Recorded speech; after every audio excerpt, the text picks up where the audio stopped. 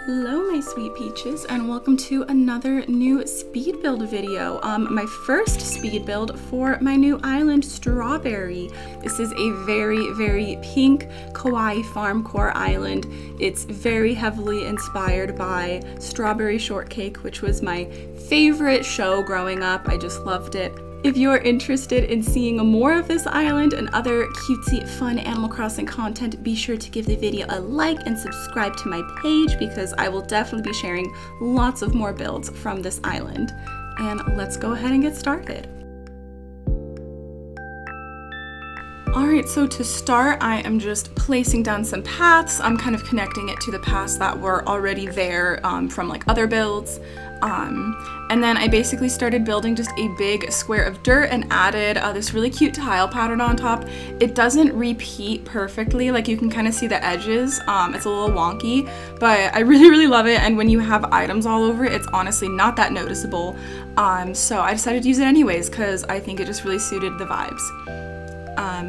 And then I decided that I wanted to kind of make the Nook's cranny look a little bit extra large using these storefronts. This is something I've not really done much. I'm not really good at doing like fake buildings, but I really wanted to try it. I don't know if it looks that amazing just because there is like that little gap between where the storefront is and the Nook's cranny. I did decide to kind of cover it up with a tree, which did help a bit, but you can still kind of tell that it's not really connected, but I think it's still kind of cute and fun, and I'll probably leave it in just because I want to, you know, push myself to do more buildings and stuff with these storefronts, because yeah, I'd like to get better at more like unnatural building type things. I did love the trees, like I said, but I didn't really like how it was just in the middle of the tiles, so I ended up changing the shape of the pathing there. So yeah, I basically just changed the shape so that it's more like in front of that area instead of like underneath it. Like it's kind of like a central plaza area, and I think that I actually like that layout a lot better, and it allowed me to place more flowers, which always makes me happy because, you know, I love flowers. And real quick, I wanted to say in my last video, I was talking about how I was really close to reaching 200 subscribers. Well, we did hit that, and now, as of this morning, I checked, we're already at 350. I honestly am like, I don't even know. The love and support lately has been just crazy, and I just want to say again, like, thank you all so much for, you know, enjoying my videos and subscribing and giving my content a chance, because there are so many great YouTubers out there, and the fact that you would spend your time watching my videos is just really wonderful, and I really want to keep up on posting a little bit more consistently. I ideally would like to do at least 2 videos a week, but I've only been more like once a week. But I definitely want to work on that and improve that so that, you know, you have more good content. And I have so many ideas for builds. Like trust me, I'm not running out of ideas. I have so much that I want to do. So I definitely am going to try and work on that and share some fun stuff with you all. And so for this area, I honestly wasn't sure exactly what items I wanted to place or how I was going to arrange it. I knew I wanted like a kind of farmer's market supply store type thing. I messed around a lot like with these counter tables, I think is what they're called, and like the covered counters or the stalls, like trying to decide what looked best. I ended up liking that counter table, but like flipped backwards so that you can see the little like crate underneath. It just adds a little bit of that like rustic kind of hint. Rustic kind of vibe. And after kind of finicking around with like all of my little extra items I had, I decided to make this like the tool section of the shop, like where you can buy like equipment and stuff for your farm. Just because, you know, I put those tractors off to the right, so I kind of went off of that idea. So I added things, you know, like these wheelbarrows with dirt. I put out like that lawnmower. I think in a second here I start adding out like watering cans and shovels, like basically any like equipment you would need for your farm. And I always struggle with Nook's Cranny. I don't feel like I've ever done a Nook's Cranny that I truly loved, except for maybe this one. It is very simple terraforming wise, and it's like pretty easy to like replicate. It's not like too complicated, but I think sometimes going a little bit simpler can be the best. I just wanted the items to do the speaking, so I just kind of went crazy with placing items everywhere, and I feel like it ended up looking really good. Also, if you're curious where that path appeared, you can kind of see there's like dirt pathing underneath this area. I actually lost like 40 minutes of footage when I was filming this. I did not even realize it wasn't filming, and then I looked over and realized my computer was completely frozen. But I really still wanted to share this build since I thought it was really cute and I had a lot of fun making it. So I ripped it down and basically recreated this build. But I was way too lazy to kick up the paths and replace them down, so I hope you will forgive me that I did not show the actual path placement, not plath placement, I can't speak. So I hope you don't mind I didn't show that part, but like I said, I feel like the focus for this build is more just like the items, which, speaking of items, my villagers need to stop giving me dumb ones. I have so many wrestling singlets. Like, I don't need it. I don't want it. Stop giving them to me.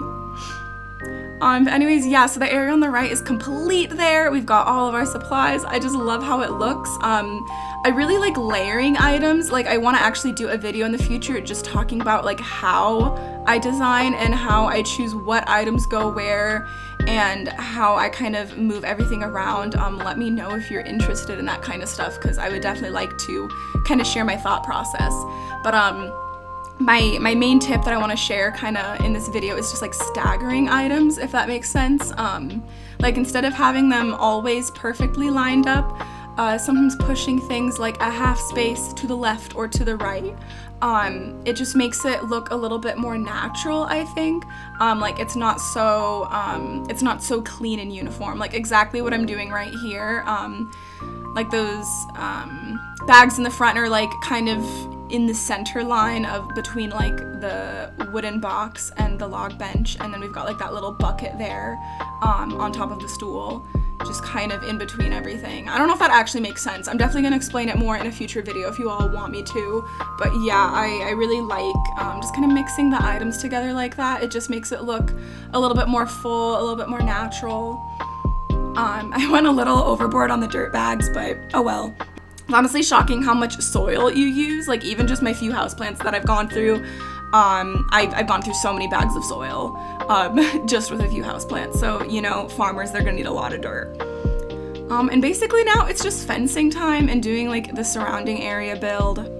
I don't know exactly what I'm gonna do like in the surrounding areas. Like, you can see off to the left, there's a little gap between here and resident services is just to the left, and then there's nothing really below this area. It's just like totally empty. So I didn't do too much just because I do want to leave space for whatever the future builds are, and you know, I will have to like connect them all together, but I did at least want to have a little bit in front, so I kind of just placed out like little benches, extra bags of soil, just, you know, extra items to make it feel a little bit more complete. I didn't want to just have like this floating plaza randomly here, you know, I wanted to fill it in a little bit more.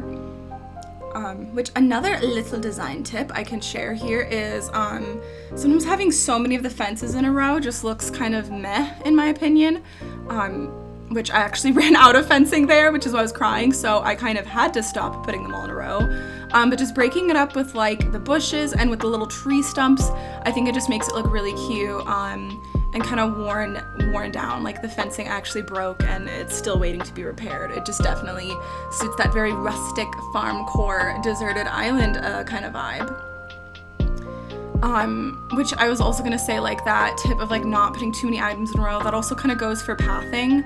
That's kind of my process for how I lay the path down, which I know I didn't show that really. Like, obviously, like, I have the straight edges on that brick plaza because that makes sense, but with the very natural like dirt paths, or if you're using a grass path or whatever, if you have like 5 right edges all in a row, like if it's just a totally straight line, it looks kind of bland.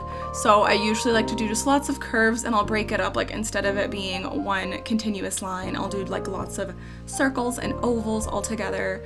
Just really playing with the shapes.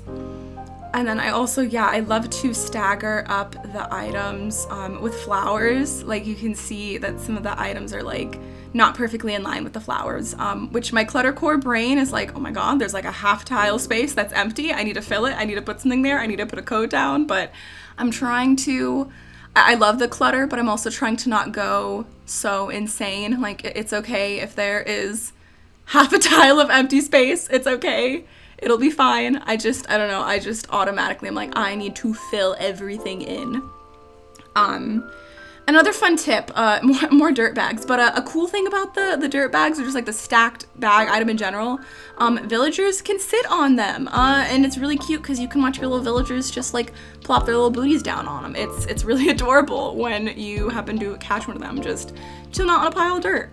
And I think this is basically the end of the build. There's not much left really. It was just little tiny details. And yeah, I am honestly so happy with how this turned out. This was so much fun just doing like this little simple yet very cluttered market build. And if you enjoyed and you want to see more stuff like this, please sure to like the video and subscribe so you don't miss what is next to come on Little Strawberry Island. And I will see you all later. Stay peachy.